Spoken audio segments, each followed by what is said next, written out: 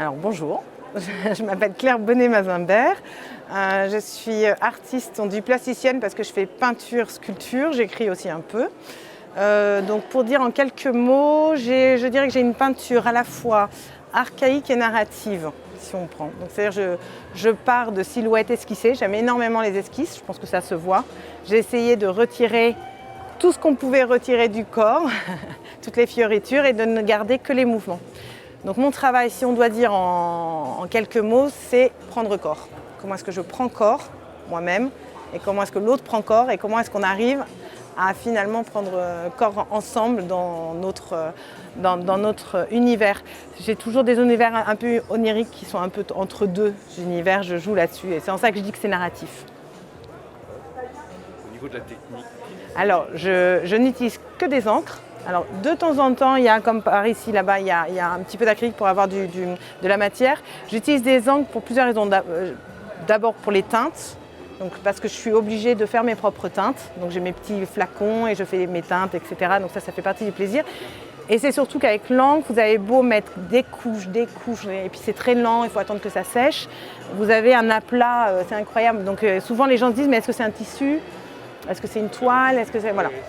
Et ça permet aussi plusieurs techniques. Donc vous avez la peinture sur toile classique, vous avez la peinture sur papier, vous avez des encollages, les déchirures. Enfin voilà, après je peux moi me laisser aller. Ça c'est la partie peinture. La partie sculpture, c'est un petit peu différent. Je me suis amusée là à faire mes autonomos, des êtres, pour montrer qu'on peut aussi utiliser. En fait c'est un tableau à la base. J'ai fait un tableau de 160 par 160.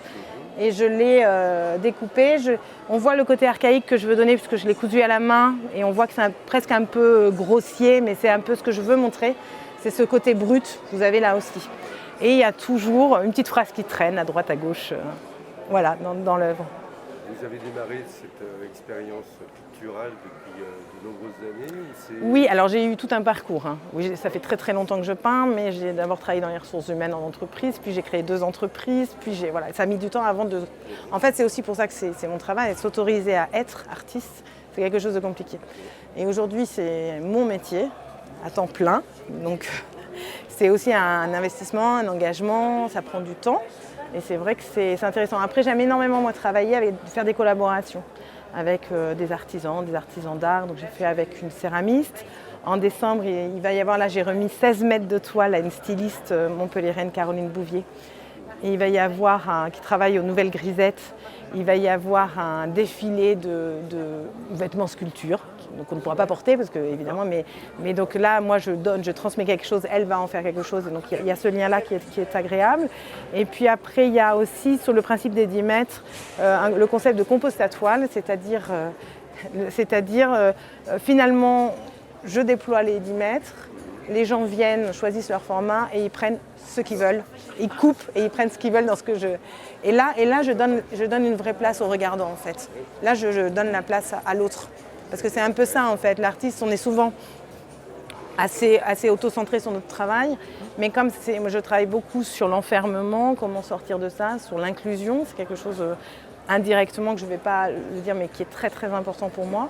Donc voilà, donc ça c'est la partie joyeuse de mon travail. Il y a une partie aussi à l'atelier qui est plus compliquée, c'est plutôt pour des expositions à thème, mais dans des lieux particuliers. Donc là, je travaille par exemple en ce moment avec une danseuse sur l'hystérie, ça n'a rien à voir avec... Mais voilà, pour dire un peu comment on peut finalement avoir un travail global dans l'atelier.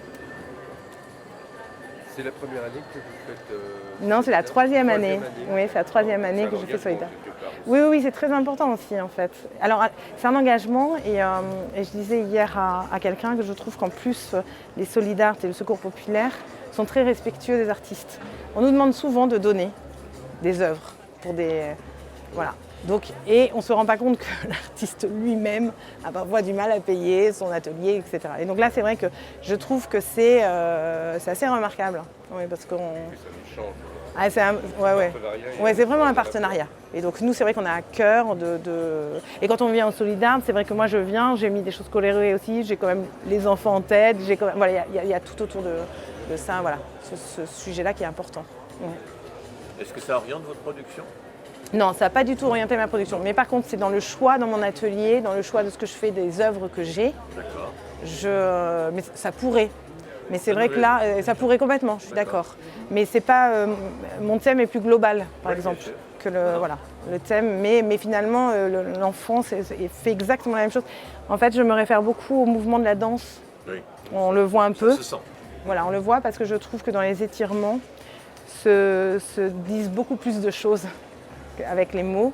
Et que finalement, une posture d'un envol entre celui qui s'envole et celui qui est en dessous. Oui. Voilà, on peut peut-être envisager différentes choses. Très bien. Très beau. Je pense que c'est bon. C'est bon pour vous? Eh bien, parfait. Merci beaucoup. Bien.